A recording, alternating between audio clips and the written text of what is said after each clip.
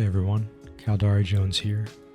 This morning I'm presenting my new favorite starter fit for beginner pilots in the Abyss. It's a rifter using autocannons and an armor tank in Firestorms. While the starter Dark Rocket Kestrel is still a great setup, this fit requires significantly less skills trained and for the most part is set and forget in these tranquil Firestorm spawns. The increased enemy armor HP is not a significant hit to our clear times, especially when compared to Darks, and the penalty to thermal resist means pilots can break the Skybreaker active shield tank with lower DPS. Similar to my Dark Icky and Munin guides, this video will dive into my train of thought on the fit and the enemies most pilots ask questions about.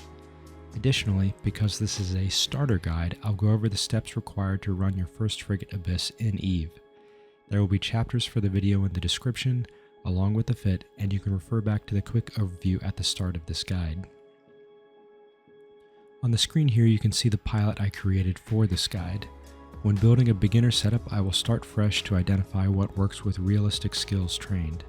In addition to the base Minmatar skills, this pilot trained Minmatar Frigate 2, Small Projectile Turret 2, Repair Systems 2, and Surgical Strike 1. With that small amount of training you can match the stats used in this guide. If you are not a Minmatar pilot, the cross-train of Minmatar Frigate 1 and Small Projectile Turret 1 is minimal. With these skills, we are just over 74 DPS with phase plasma ammo. This will be enough to break the Skybreaker. For the fit, in the high slots we're running 3 200mm light prototype automatic cannons. These are cheap and will work until you're ready to upgrade to Tech 2 autocannons. In the mids, we run an enduring 1MN Afterburner and an enduring Stasis Webifier.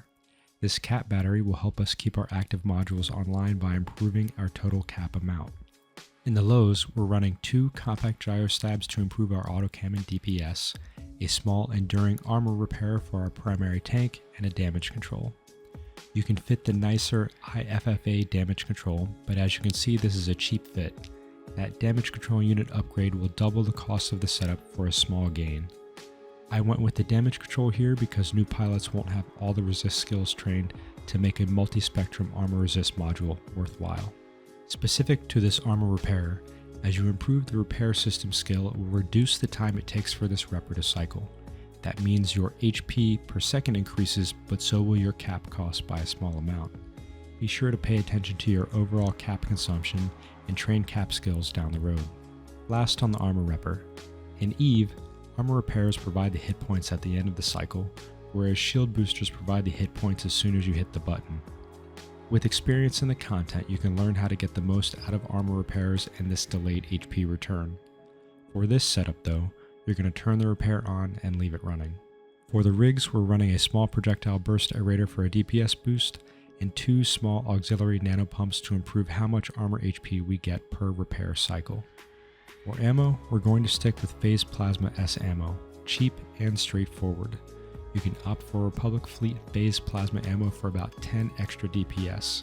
These rounds will be costly relative to the rest of your fit. It's not necessary, but you can always carry some to help clear rooms like the Skybreaker even faster. I recommend sticking with the normal phase plasma until you've built up your wallet a bit. Overall, this fit will run you just under 2 million ISK in JITA as of late November 2025.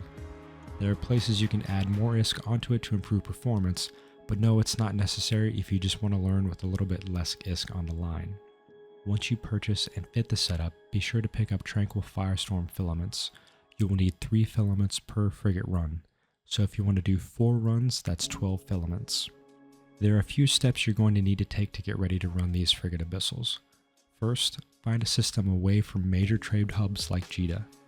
This fit is cheap so the risk of ganks are low, but it's always good to put some distance between you and the trade hubs. It will matter more down the road when you're running more expensive fits. You will need to find a 0.8 security system or lower to run this T0. Ideally, one with a station where you can build up a small base of items to help sustain your Abyss runs. While looking for your system to run in, you will need to create a fleet with yourself. Frigate and Destroyer Abyssals were originally designed to be run with multiple pilots. You are okay running solo, but you still need to be in a fleet. You can right-click your capacitor in space, select pilot, and then click Form Fleet With. You can also right-click on your name in any chat window to find the same pilot form fleet width option. While we're getting ready, if you don't have an overview pack, then I recommend going to the Abyssal Lurkers channel in-game. In the message of the day found at the top of that chat window, you can grab my overview pack tailored for solo pilots and the Abyss. It's named CJ Solo October 25. Click it to load the overview, complete with an Abyss tab. Use that tab for the Abyss. The last thing you want to do before you start your first Abyss run is create a safe spot. Building a great safe spot is a topic for an entire video, but for now, with our cheap Rifter, we're going to build a just good enough safe spot. There's a bunch of ways to do this, but for now, open up your probe scanner so you can see the system map. Select a celestial far away from your current location and warp to it. Once you select warp, hit Ctrl B to open the bookmark window. Give the bookmark a name. Once you're in the middle of your warp tunnel, hit submit to create the bookmark. Now you can right click in space and select this bookmark. Warp back to it. This is where you'll run your first Abyss. Okay, that seems like a lot, but once you're set up, you won't be creating safe spots every time. Now, last steps. Make sure you have enough ammo.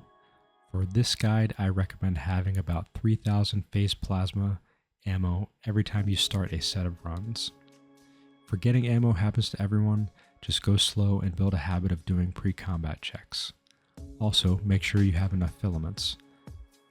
When you're ready, you're going to right-click the stack of Tranquil Firestorm filaments, select frigates, and activate for fleet. An abyssal trace will appear in space. Click it and jump through.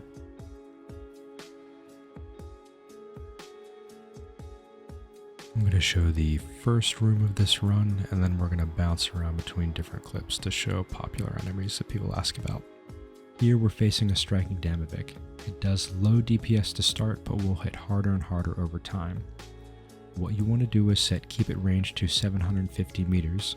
You can right click these movement icons and set a default value, like 750. You will use this keep it range command and distance against every enemy with this setup. Your autocannons are a close range weapon. When moving close to these enemies, once you're about 10 kilometers, you can start firing. You won't hit a lot until you're closer, but damage is damage. While we're chewing through this Damavik, let's talk the Firestorm weather. It gives every ship, enemies, and yours a 50% bonus to armor hit points. This causes issues in higher tiers, but in T0, it's only going to cause a slight hit to our overall efficiency. The weather also reduces thermal resists. In T0, this reduction is 30%, and we're going to rely on it to improve the DPS from our phase plasma ammo, which primarily does thermal damage.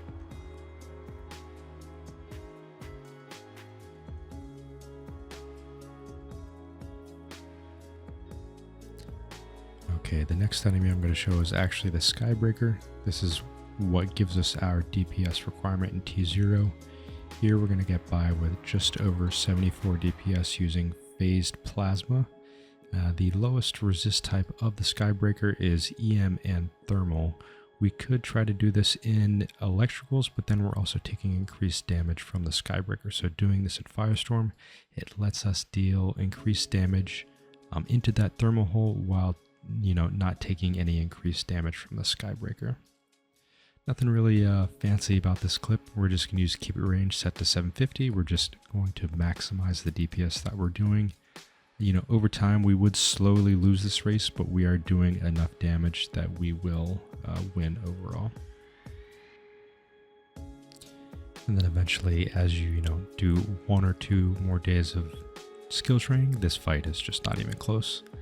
And then for those of you that do want to spring for the fancy fleet phased ammo, this is the enemy that you would want to use it on. Giving you 10 more DPS here was going to make a pretty sizable difference.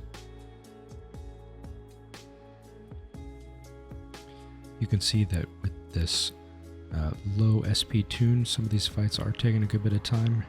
Really, if you're starting the Abyss, on your first or second day of Eve, don't worry so much about fast clear times and efficiency. Just focus on, seeing the content, learning the basics. As you gain experience and gain skills, your clear times will reduce enough that you will make decent ISK here.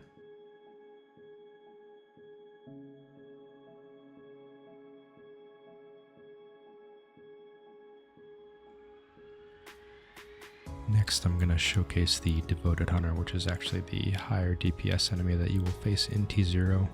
Now, it does benefit from the thermal resist penalty that Firestorm provides, but the other damage type it deals is EM, so with an armor setup, you're going to be okay. And you can see here that, again, it's over time we would lose this race, but we're dealing enough damage against them that we're going to be okay.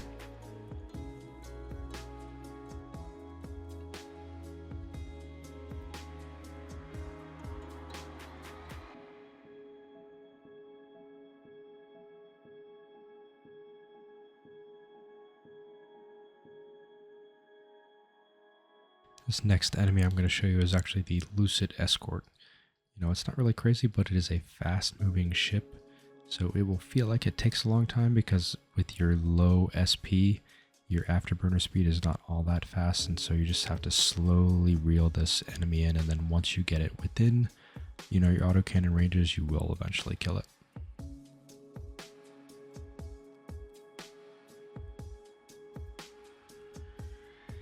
Okay, the last enemy clip that I want to show, this is actually the attacker Pacifier. When I was originally theory crafting this fit, I was wondering if this enemy was actually going to be the issue because it deals pure thermal damage. But what I found is using Keep It Range, even though that movement command can cause you to slow down and stop your ship once you're maintaining that distance you want, I was worried that the increased missile DPS would be too much, but I ended up doing enough attacker pacifiers that I just realized that, yeah, you are taking more DPS versus if you maintain an orbit around this guy, but you have more than enough tank, even with this thermal resist penalty, to be able to just kind of no-brain this.